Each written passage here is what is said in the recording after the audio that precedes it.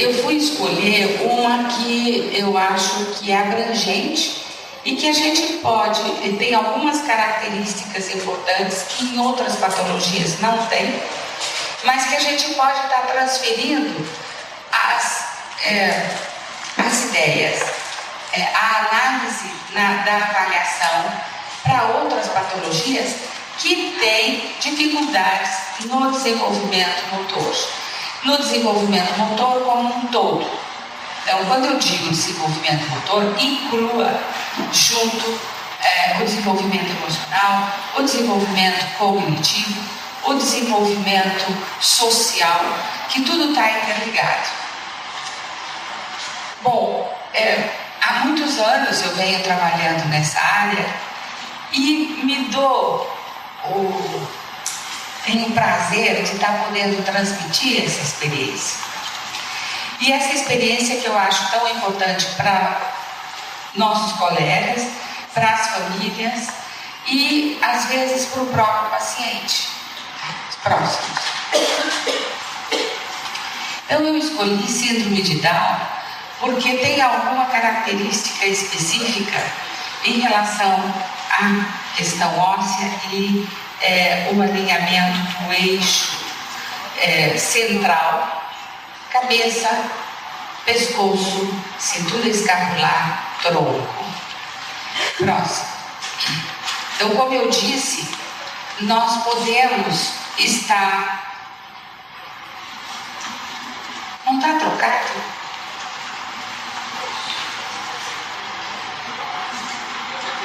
Hã? Esse é direito?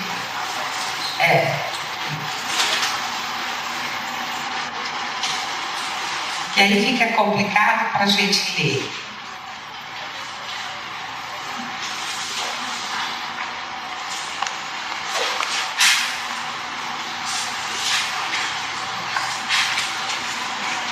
Eu? Aí.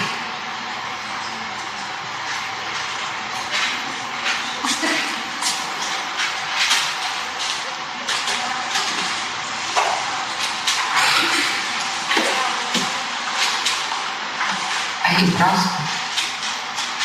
Então,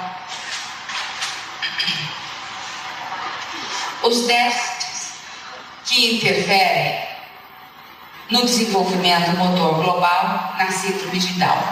Eu tenho as anormalidades musculoesqueléticas, as anormalidades cardíacas e anormalidades do sistema nervoso. Nem sempre uma outra patologia vai ter essas características. Então, essas são as mais evidentes e que na patologia que eu quero estar desenvolvendo toda uma sequência de tratamento, eu vou considerar o que ela tem. E se ela não tem, então não preciso disso. Por isso eu coloquei a síndrome de Down, por ela ser mais abrangente em questão patológica. As anormalidades musculoesqueléticas. Eu vou ter um atraso na maturação óssea. Por essa razão, ele vai ter um palato estreito, uma alteração de crescimento do crânio e os ossos curtos, os ossos longos são curtos. Então, o braço e perna têm mais curtos do que o normal, o que atrapalha para poder essa criança passar para uma posição sentada. O tronco é mais longo do que o membro superior, por exemplo. Então, ao apoiar a mão, onde ele vai conseguir se ajudar para se puxar, para passar para outras posições, ele vai ter dificuldades. Anormalidade dos pés. Os pés é o nosso suporte, é o nosso apoio, é o nosso amortecedor. Então, ele vai adaptar a superfície ao nosso mecanismo postural. Se o pé não está bem adaptado, se o pé não tem um arco adequado, ele vai ter uma influência do solo para o tronco interferindo nesse controle de retificação. A postura dele já vai estar interferindo, ele não vai ter uma retificação adequada. A instabilidade atlantoaxial e atlanto-occipital. Esta é uma situação que a gente, como fisioterapeuta, tem que estar prestando atenção, porque nós estamos lidando com uma criança que tem uma inadequação ou uma má formação, muitas vezes, dessa região cervical. Então, quem trabalha com estimulação precoce ou intervenção precoce tem que estar atenta para essa dificuldade que ele tem e não provocar exercícios que vão interferir nessa adequação, nesse controle da atlantoaxial, provocando situações que podem levar a uma patologia mais grave, uma patologia de, por exemplo,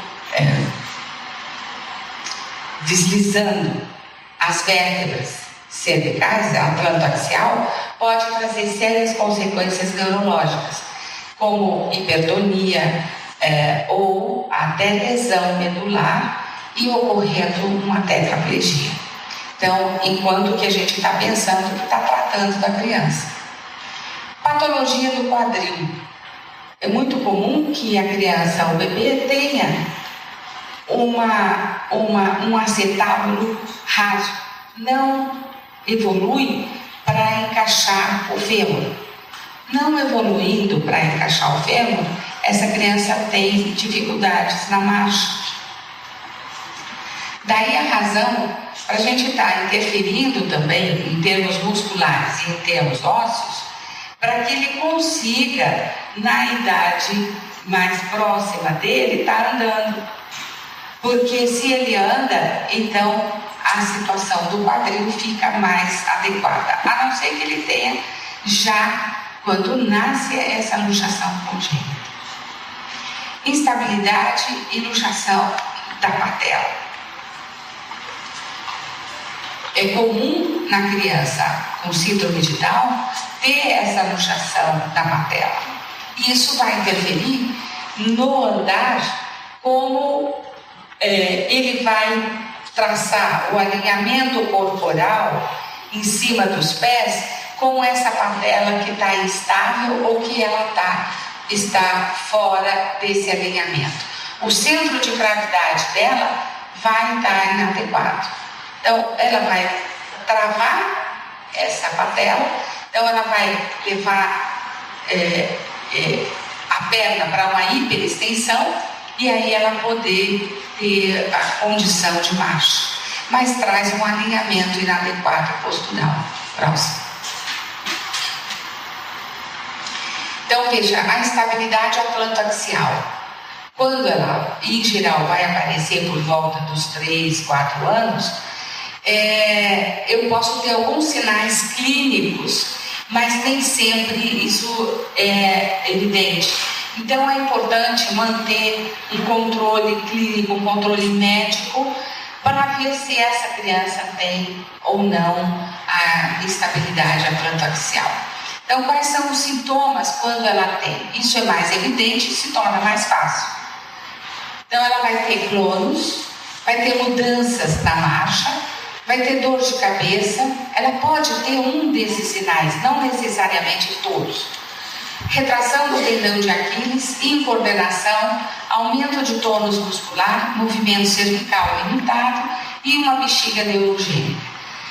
Bexiga neurogênica, quer dizer, ela não tem controle da bexiga. Então, tudo isso mostra um aspecto neurológico dessa criança. Então, o que vem a ser? Há um deslizamento de uma vértebra e outra. Então, veja, o arco anterior do Atlas se deslocou. Então, aqui o processo odontoide do axis, da vértebra, axis, se mantém e a outra desliza. Então, o que acontece aqui, veja, a medula espinhal tracionada, portanto, esse arco posterior do Atlas se desliza para trás. Então, pressiona a medula e por isso tem um controle inadequado no aspecto neurológico. Então, desde bebê, quer dizer, enquanto bebê, nem sempre a gente observa praticamente é impossível a gente observar essa situação. Nós temos que observar isso mais tarde, quando cresce. Mas é importante a gente estar vendo, prevenindo isso. Quer dizer, não é porque eu não sei que existe ou não dá para perceber que ela não vai ter mais tarde. Mas então, se eu tenho esse ponto importante na minha condição de tratamento, vai poder evitar problemas graves para a criança e, consequentemente, um problema sério para mim, porque teria ou provocado situações de agravamento da instabilidade atlantoaxial próxima. Na criança com síndrome de Down, eu vou ter, não só na criança, mas a importância do desenvolvimento motor normal, gradualmente ir conseguindo o controle motor e, consequentemente, o controle postural. O que vem a ser o controle motor? Estabilização do corpo no espaço. Controle postural e controle do balanço, quer dizer que é o equilíbrio entre as várias condições de acomodação e ele vencer isso contra o espaço, quer dizer, contra a gravidade. E mover o corpo no espaço, controle do movimento. Então, estabilização do corpo no espaço, eu tenho que ter a condição de permanecer parada, sentada, em pé e contra a gravidade, mas também eu tenho que ter a condição de me mover e não interferir esse movimento na condição de movimentos mais grossos ou movimentos mais finos. Eu tenho que ter essa habilidade. Portanto, a condição do controle postural que vai ser a execução eficiente das atividades funcionais. Eu preciso adequar essa condição gradualmente até eu poder permanecer em pé e pegar as coisas em pé. Próximo. Portanto, quanto mais tempo eu demoro para adquirir, maior dificuldade eu vou ter no conhecimento e no aprendizado que vai interferir na parte cognitiva. Então, se atraso muito o fato de estar sentando ou fazer as transições de posição, eu não vou conseguir buscar um objeto, um brinquedo longe. Eu vou estar dependendo de alguém que traga para mim. E isso limita meus conhecimentos, né? Então, o controle postural vai dar a possibilidade de controlar a posição do corpo no espaço. Isso quer dizer, em relação à estabilidade e à orientação nossa nesse espaço.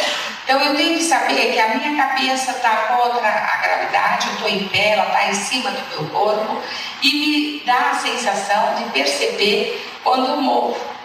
Então, eu sento, eu movo, eu vou buscar um objeto no chão, eu levanto e eu sei, portanto, aonde eu estou no espaço. Então, orientação.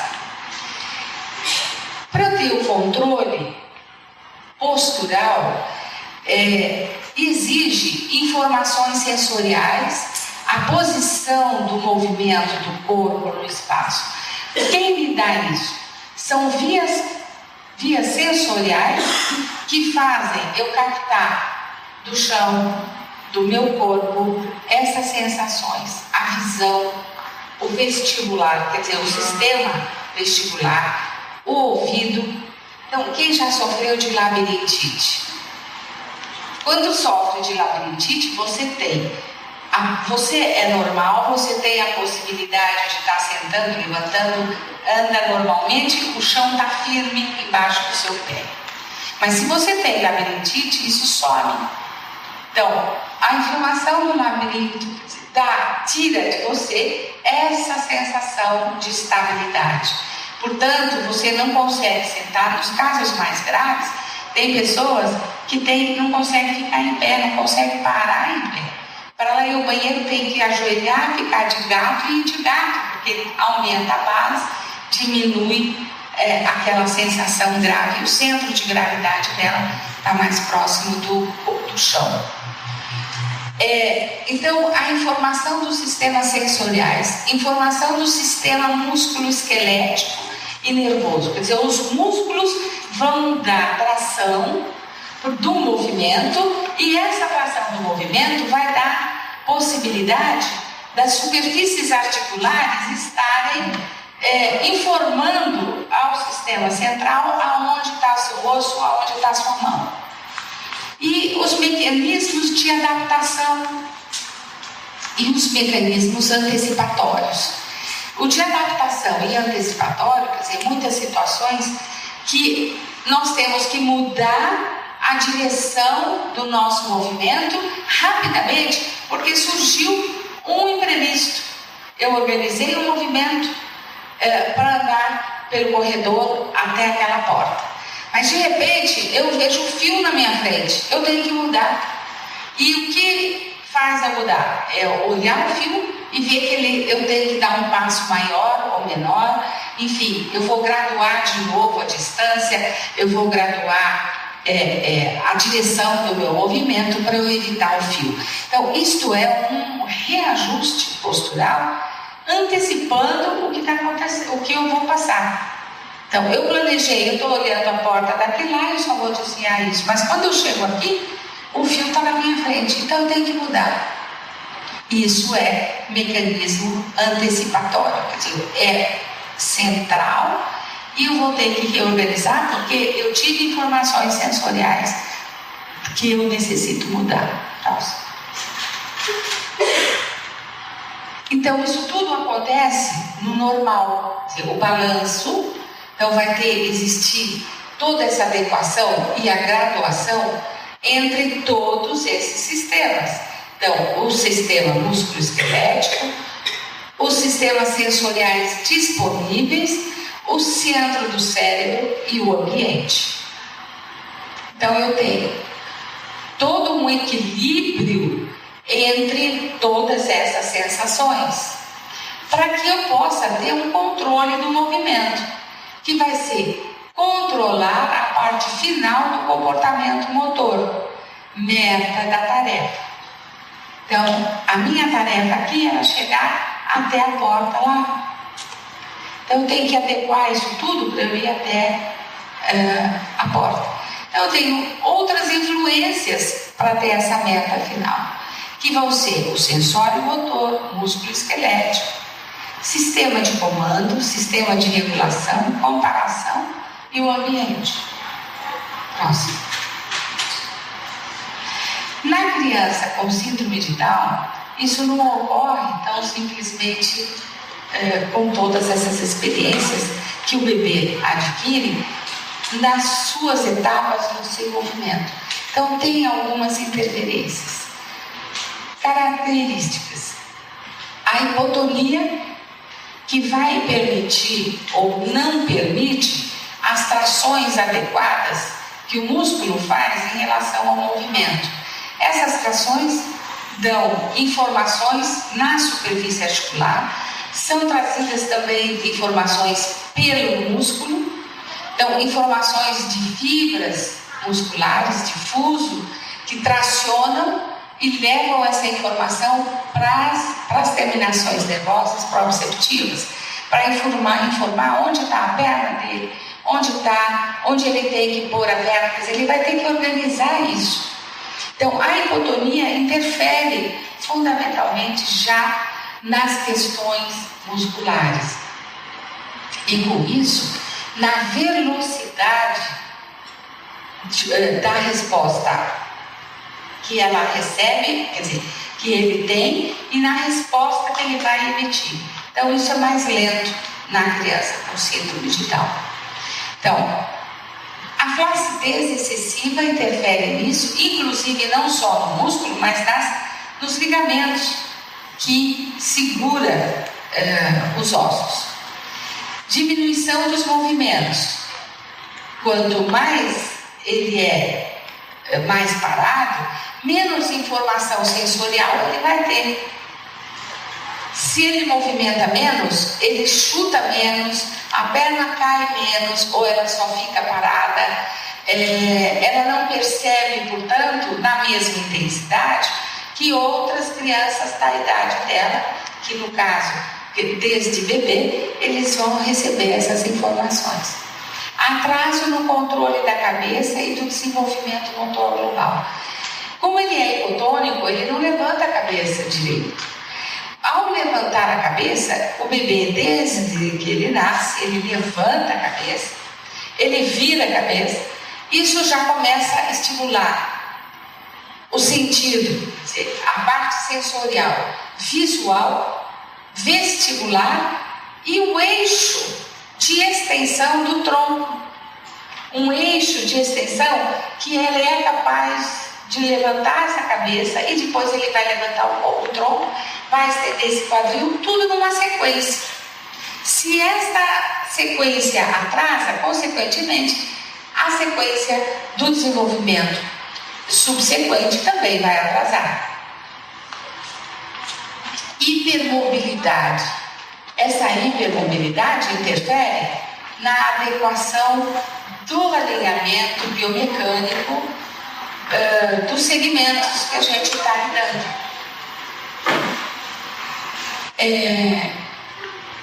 Então, a frouxidão ligamentar leva a uma hipermobilidade. Essa hipermobilidade, quer dizer, provoca movimentos que não são adequados para aquela criança, não são bebês. E às vezes, inclusive, a gente acha, ai, que engraçado, olha como ele consegue, que ótimo, ele vai ser um ginasta. Claro, ele pode até ser, mas tem consequências posturais isso, que a gente vai poder estar lidando com isso, vai adequando. A diminuição no controle da estabilidade estática e dinâmica. Como ele tem uma hipermobilidade, ele tem uma flacidez excessiva, eu não vou ter nessa criança uma estabilidade adequada, nem na dinâmica e nem na estática. Então, ele vai sentar com uma cifose muito grande. Se eu não interferir nisso, ele vai andar pendurado assim. Bom, ele vai andar, ótimo, mas a postura vai estar adequada, porque ele precisa estar desmontando. Então, eu tenho que estar adequando essa postura a uma condição melhor de vida para ele, quer dizer, que ele não vai ter problemas posturais. A dinâmica, portanto, do processamento proprioceptivo também está interferindo, justamente porque naquelas trações que eu falei antes, ele não traciona a perna, ele não provoca a sensação e desencadeia um estímulo adequado, com força adequada para estar melhorando as mudanças e trocas posturais. E, consequentemente, ele também pode ter déficits ou dificuldades respiratórias, porque a mecânica respiratória, os músculos, tem uma engrenagem, tem uma sequência adequada, tracionando um depois o outro. Então, a primeira coisa, a barriga, se está flácida, não tem como tracionar a caixa torácica, trazer para baixo. Então ele fica com uma respiração de bebê, alta, superficial, e pode ter problemas respiratórios sérios, porque a barriga está muito hipotônica, por isso as costelas se expandiram e a mecânica da tração e do movimento da caixa torácica fica pequena, diminuída. Então, na criança, portanto, com síndrome de Down, eu vou ter essas anormalidades do sistema nervoso, que vai ser as sensações, o sistema sensorial, o controle motor, que se refere ao postural e balanço e o movimento, o tônus postural, que vai desencadear, então, a hipotonia, a deficiência mental, a força muscular, o desenvolvimento motor e a habilidade motora grossa. Isso vai pesar para a motora fina, próxima. Então, na síndrome de Down, eu vou ter uma defasagem na atividade motora grossa, uma defasagem no equilíbrio estático e dinâmico. O tempo de reação é mais lento para o movimento voluntário e defasagem na adaptação dos padrões de respostas posturais na mudança do ambiente, atraso do processamento central. Então, essas adaptações às mudanças do ambiente, como resposta mais lenta, vai ser um prejuízo para ele em todas as áreas, mesmo as que ele já tem defasagem, que é na motora, no equilíbrio, na lentidão da resposta, na organização do movimento. Então, no desenvolvimento motor e habilidade motora grossa, eu vou ter uma variabilidade nas aquisições das etapas. Então, ele vai conseguir cada coisa mais lentamente. Então, daí a importância da gente estar intervindo o mais cedo possível. Agora, essa intervenção é saber por quê. Não é bombardear aleatoriamente de todos os estímulos dela, mas você orientar ou sugerir, através das atividades motoras, as seleções dos estímulos sensoriais, para ela ir podendo melhorar a performance dela. Então, não é pondo música, pondo cheiros diferentes, movimentar, barulho, uma vem, mexe, o outro vem, cutuca, põe de cabeça para baixo. Você tem que estar adequando esses estímulos para ela estar aprendendo a selecionar. Próximo. Então, eu tenho uma interação de aspectos do sistema nervoso central à atividade funcional. Então, a atividade funcional eu vou ter tanto no aspecto motor grosso, poder mudar de posições, como no aspecto motor fino. Então, o que vem, vocês podem estar observando pelo quadro que todas as fases têm uma inter-relação. Todo o mecanismo tem uma inter-relação. Um depende do outro. Então, o sistema sensorial vai moldar, ou vai melhorar, ou vai exigir determinado controle motor, que precisa de um tônus postural adequado. Ele já tem uma hipotonia, portanto, não está adequado esse tônus postural. Força muscular está ligada ao tônus postural e o desenvolvimento motor. Desenvolvimento motor, a habilidade motora grossa e fina. Então, cada etapa do seu desenvolvimento vai estar usando as habilidades dele e o controle motor. Quer dizer, para ele ter uma habilidade motora grossa, ele tem que ter um controle motor. Para isso, ele tem que ter um tônus postural adequado. Então, eu tenho que saber lidar com um tônus, com a condição de movimento. Para isso, eu vou ter que ter desenvolvido nele a percepção e a cognição. Então, para que ele precisa brincar de bola? Bom, a bola, ele tem que buscar a bola, ou alguém tem que dar a bola para ele. Se ele é um bebê, ele não tem condição de buscar a bola. Se ele tem 4 ou 5 meses, ele não tem, você vai dar a bola para ele.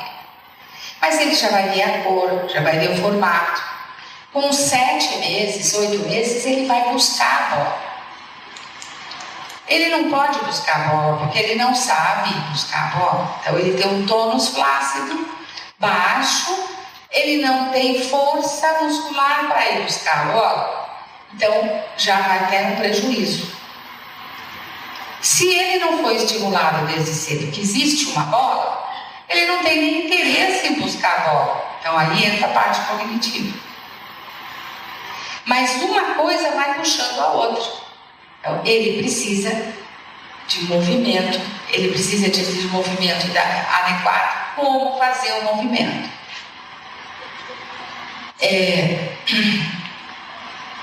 Daí entra o emocional, a parte que interfere também a pessoa, o querer, ser querido, ser estimulado como gente gostosa, que brinca, que responde. E isso é fundamental, você, como terapeuta, está passando para a mãe também. Então, não é só numa sessão de terapia que você vai trazer uma melhora no total, do global da criança. Tudo isso pode ser passado para a mãe e instintivamente, com a sua orientação, ela vai fazendo essas brincadeiras dentro da casa dela, sem ter uma necessidade de uma frequência regular na clínica.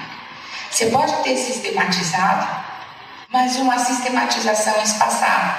E ela poder brincar com o seu filho, já estimulando de maneira adequada. Não que eu queira, ou que seja necessário, transformar a mãe em terapeuta. Mas quantas vezes a mãe brinca com ela? Quantas vezes a mãe pega na mãozinha, levanta para sentar? Então, em vez de você deixá-la levantar num sentido que quase que 100% das mães fazem, pega a mão do bebê e traciona para sentar, na criança com síndrome de Down, isso é péssimo, porque ela não tem controle de cabeça, é frouxa a articulação, os músculos são elásticos. Então, como é que você vai... E outra coisa, quando você traciona num plano, o bebê não faz isso quando ele tem a sua evolução normal.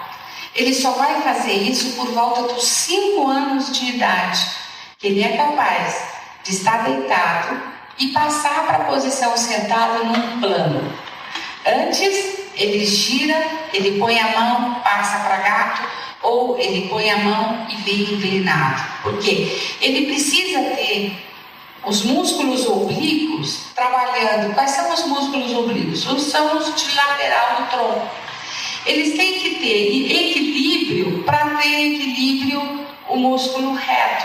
Quando você está deitado e passa para sentar num plano, ele tem que ter força adequada no reto abdominal. E isso só por volta dos 5 anos. Então a mãe está fazendo tudo errado. Quer dizer, custa. Você dá a dica para ela, olha, quando você vai brincar assim, em vez de você puxar para sentar, puxa de lado. Daí você está trabalhando um músculo e o outro músculo oblíquo. E isso ajuda ela a ter o controle do tronco depois. Então são dicas desta maneira que a gente pode estar passando para a mãe. O ambiente é importante, a motivação, então tudo que envolve a criança no seu meio. Que desta forma você vê que nós temos tanta interferência aqui. Na criança, então, com síndrome de Down, eu vou ter que considerar esses aspectos todos para o nosso tratamento. Precisa uma equipe interdisciplinar. Esse trabalho pode ser individual ou em grupo, e fundamental a orientação à família, porque ela passa muito pouco tempo conosco. A família tem que ser orientada. E para que essa orientação faça ou aconteça de maneira integrada à vida diária dela, e não uma forma isolada. Uma equipe interdisciplinar, porque como ela tem várias alterações em vários sistemas, então os sistemas que nós podemos estar interferindo de forma mais precisa, com um profissional mais adequado para estar trabalhando isso. Quantas crianças com síndrome de Down têm problemas oftalmológicos? Então, não é só colocar um óculos e já resolve o problema. A terapeuta ocupacional vai estar vendo não só a acuidade, mas a condição da percepção dos objetos, das cores, da coordenação olho-mão. Então vai ter uma fase que a fisioterapia, por exemplo, vai dar muito mais, muito menos, com muito menos necessidade do que a TO. Por exemplo, na fase escolar, a TO é muito importante, tá? Para ver a precisão do movimento, da força dos dedos, da força muscular. E aí ela passa, geralmente, nessa fase, a criança já está andando, então já não está mais fazendo fisioterapia, mas ela passa para ver a condição de força muscular e estabilidade da cintura escapular e tronco, para ver a capacidade de escrita dela, como está isso. E a fono, que, quer dizer, eu como fisioterapeuta não tenho capacidade de estar trabalhando em fono, porque tem muitos aspectos específicos que não é de minha competência. Então, o profissional tem que estar mais próprio para aquela área. Agora, isto não implica que cada profissional vai estar trabalhando isolado. Ele tem que estar trabalhando em conjunto, integrado, em equipe, para ele poder passar as informações para os pais coordenadamente, porque se ele começa a trabalhar, fala e não dá atenção para TO, não dá atenção para físico, que muitas vezes uma postura aqui, ele pendurava aqui a voz e a fala está prejudicada de maneira a ser integrada adequadamente. Então, às vezes, uma área pode estar ajudando na outra. Próximo. Bom, como vocês souberam no início, eu sou uma coordenadora e instrutora BOBAT. Nos meus tratamentos, eu uso não só BOBAT, mas eu uso outras técnicas que vão ajudar na evolução da criança. Em primeiro lugar, eu sou fisioterapeuta e tem várias técnicas que podem estar ajudando a criança. Mas, basicamente, principalmente para bebês, o que é fundamental, o que é básico e que vai me dar condições de estar melhorando e explorando a criança em todos os aspectos é o conceito BOAT, ou antigamente se falava em tratamento neuroevolutivo. Aliás, tratamento neuroevolutivo, que era assim que a Mrs. Bobat e o Dr. Bobat gostavam de chamasse. Mas sempre se falava Bobat, porque o método Bobat e tal. Eles não gostavam porque achavam que Bobat não era evolutivo. E ele tinha por base a evolução, não só a evolução neurológica, como a evolução científica. Muitas situações antigas não se aplicam hoje modernamente, e mesmo as bases fisiológicas, porque muitas delas mudaram, porque a ciência evoluiu. Mas enfim, basicamente eu uso o BOBAT porque me dá a possibilidade de estar interferindo em todos os aspectos sensoriais, no controle do movimento, no controle postural de um bebê até uma criança que está começando a andar, ou até ela andar. Mas eu vou usar, junto dentro do conceito BOBAT, situações que vão levar à evolução dessa criança para o mais normal possível, dentro da faixa etária mais adequada para ela. Próximo. Eu acho que agora, em seguida, a gente vai ter criança. Então, eu vou usar, dentro da intervenção precoce, fazer uma porcento delas, um padrão motor que eu acho que pode estar associado com um déficit de atenção ou de concentração, ser muito presente nos bebês a partir de 11 meses, e às vezes ainda se mantém por volta dos 2 anos. Como é um padrão motor, isso é uma experiência em fisioterapia, a fisioterapeuta tem curiosidade, de repente a senhora pode me dar uma luz com relação a esse tipo de comportamento que é difícil se retirar de um bebê com síndrome de Down. Que eles começam a pegar os objetos, não manipulam, jogam na praça, jogam. Isso persiste. Como é uma persistência e é um comportamento involuntário, a impressão que dá que é de fundo neurológico, pode ter algo a ver com talvez o sentido tátil, não sei. A primeira coisa que você tem que avaliar é quanto à questão visual. Primeiro, a questão visual. Segundo, a parte perceptual relacionada à mão, o objeto e a visão. E você induzir ela a aprender a olhar o objeto. Isso é uma situação comum mesmo. E ela saber explorar. Porque às vezes ela está com o objeto na mão, mas ela não sabe para quê. Então isso é uma questão sensorial, é um aspecto neurológico, né, de conteúdo global, mas que primeiro você tem que ver a parte visual. Se realmente ela está enxergando direito, e como é comum na criança com síndrome de Down ter alterações visuais, então a primeira coisa tem que ser visto isso. E segundo, para isso tem que ter um médico hábil. Então também não é qualquer médico que chega lá, você faz o teste de visão, tudo bem. Porque quando é médico às vezes comum, oftalmo, ele não tem, às vezes, a habilidade para estar vendo na criança com o síndrome de Down. Então, você tem que procurar um especialista nisso. E às vezes, cidade do interior, isso é mais difícil. Então, aí você teria que buscar algum outro recurso, porque muitas vezes ele diz, não, tá bom, dá o óculos, tudo bem. Ele não enxerga nada mesmo com o óculos. Então, teria que ver e fazer um treino de adequação da fixação visual. Então, isso que eu conheço, o TO, por exemplo, o TO da minha clínica faz isso, as TOs que trabalham lá está habilitada a esse tipo de estímulo visual.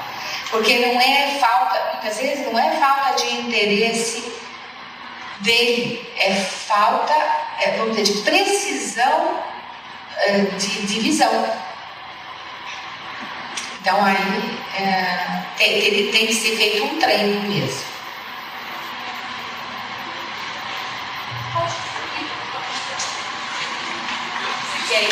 E é esse eu fico com esse é mais fácil.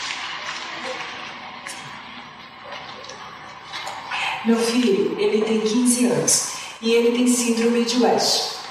E o que eu estou percebendo muito dele, os joelhos estão ficando bem curvados. E, por exemplo, ele toma banho, ele só molha essa parte aqui. Ele é assim, ele não... Aí eu tenho que falar, David, levanta a cabeça. Mas ele por si, se não ficar falando, ele só... eu percebi no banheiro, porque só molha, só lava aqui. Então ele não fica reto. Agora, eu queria saber que tipo de exercício que eu poderia estar fazendo com ele e se isso é comum devido às crises dele. Não, cada criança tem uma forma de expressar a síndrome de West dependendo da área que está sendo alterada, né? Então, nem todas as síndromes de West têm esse comportamento seu. Porque eu não só trabalho com síndrome de Down, mas eu trabalho com casos neurológicos, né? Paralisia cerebral, síndrome de West, daí todos aqueles que têm alteração do movimento. No dele, a primeira coisa que eu acho que tem que ser visto também é a parte da visão. Se ele tem alguma dificuldade visual. Se ele não tem dificuldade visual, ele tem uma dificuldade proprioceptiva, né, da identificação dele no espaço. Então aí você tem primeiro tá trabalhando o sistema vestibular, o balanço, tentar ver se ele anda. Direção, né? Mas tem uma direção, mas ele normal, ele anda. Se for no corredor, óbvio que ele vai batendo. Ele não tem uma. Então, veja, se ele não tem uma direção, o sistema de orientação espacial dele está complicado. Então, buscar atividades, exercícios que vão estar dando essa possibilidade. Movimento, balanço é importante. Ele está podendo perceber mais as articulações contra a articulação, a retificação dele no espaço. trabalhar a extensão, com musculatura extensora. Acho que isso a físio pode estar te ajudando bastante. Ok, obrigada. Mais alguma pergunta? Mais alguém gostaria? Eu tenho como artrite reumatoide. É muito difícil executar os exercícios com ele. O que a senhora aconselharia? Existe bloqueio articular, existe, e dor. Eu faria, quanto tempo ele tem? 12 anos. Já tem a mancha. Só que ele cospe.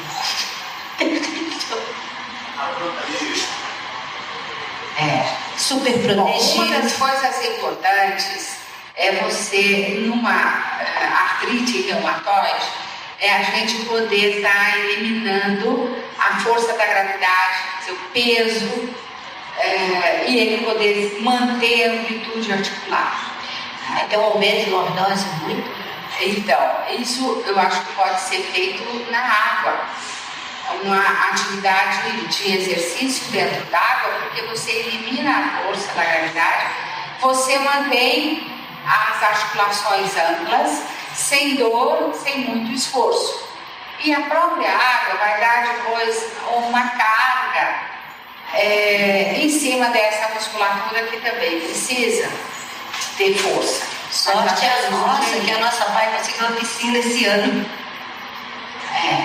Então vai ser possível daqui a pouco. Obrigada. Mais alguma pergunta? Eu gostaria só de fazer uma pequena colaboração. Aquela psicóloga que fez o questionamento aqui, enfocando a questão da coordenação visomotora, provavelmente muitas outras pessoas podem se defrontar com esse problema do desenvolvimento de uma boa acuidade visual em bebês. E em São Paulo, na Beneficência Portuguesa, no Hospital da Beneficência Portuguesa, tem a doutora Silvia Weitzmann. Ela tem um método muito interessante para fazer a acuidade visual em bebês. É um método bastante interessante. Além disso, se vocês encontrarem dificuldades, em muitos centros, bons centros de atendimento à criança portadora de deficiência visual, tem muitas professoras que elas têm cursos especializados nesta área e também com condições para fazer uma acuidade visual já bem voltada para o bebê, para crianças já com portadoras de deficiência. Então vocês podem lançar mão desses recursos, né? Muito bem lembrado. Eu não sabia que ela estava na Beneficência Portuguesa. Mas não é na Santa Casa? Olha, ela estava, eu não tenho bem certeza se ela voltou para Santa Casa. Eu sei de um período em que ela esteve na Beneficência. Bom, de qualquer maneira, então fica as duas possibilidades. Se não achar a Beneficência Portuguesa, busque na Santa Casa. Porque, e também, se vocês não conseguirem ou que os pais vão até ela, vocês podem entrar em contato com ela. Ela tem várias unidades pelo Brasil afora.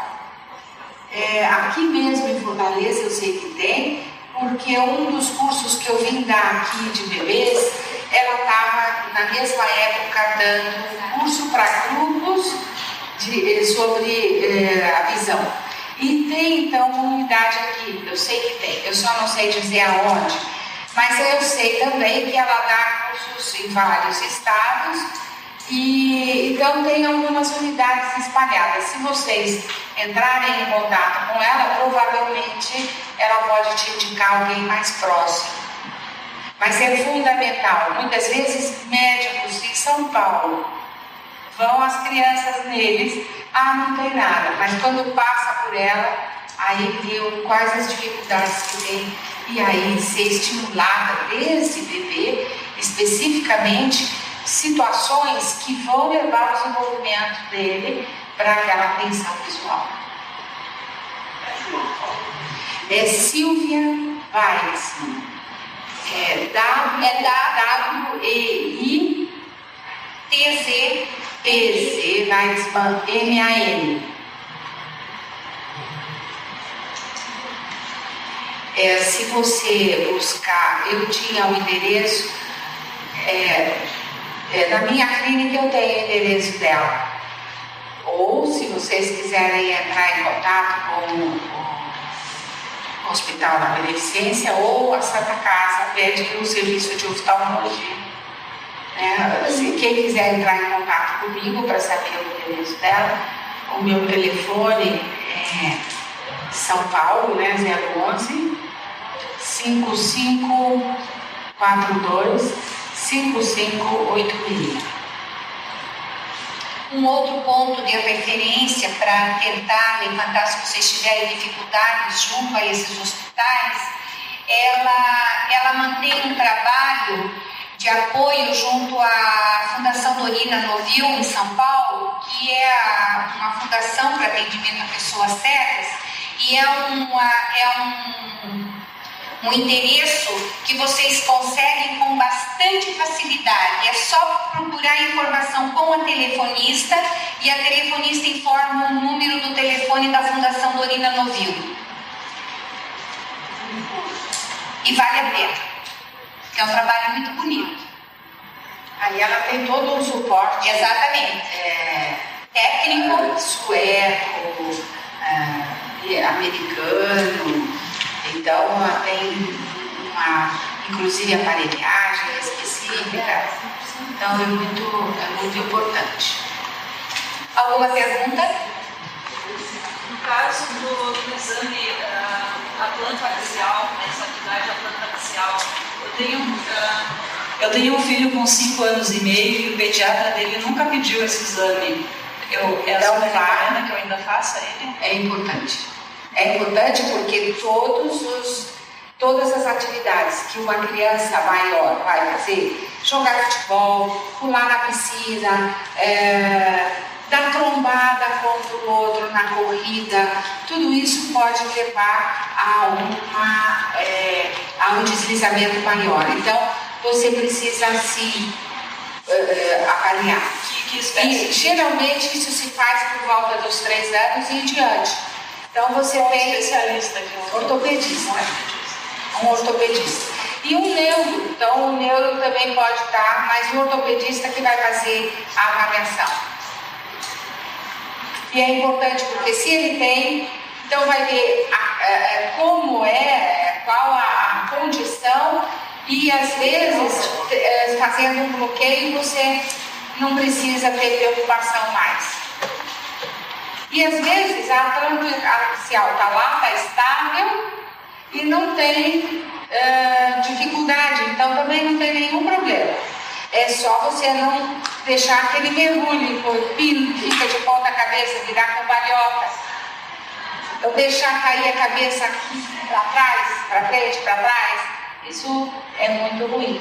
Mas se ele tem isso e está estável, se até 5 anos não teve nada, você não vai deixar de fazer esportes pesados, tipo judô, por exemplo.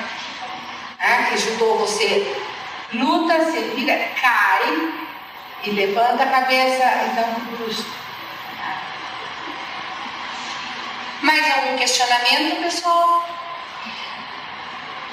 Nós agradecemos imensamente a presença da senhora Sônia Guzman e acredito que todos que participaram da palestra estejam levando assim muitas e muitas contribuições para o seu cotidiano no contexto das APAES do Brasil, e também acredito que tem muitos fisioterapeutas aqui que tenham as suas clínicas particulares e onde possam estar então entregando esses conhecimentos muito bonitos e, além de tudo, importantes para o desenvolvimento equilibrado da criança portadora de síndrome de Down e de outras deficiências também.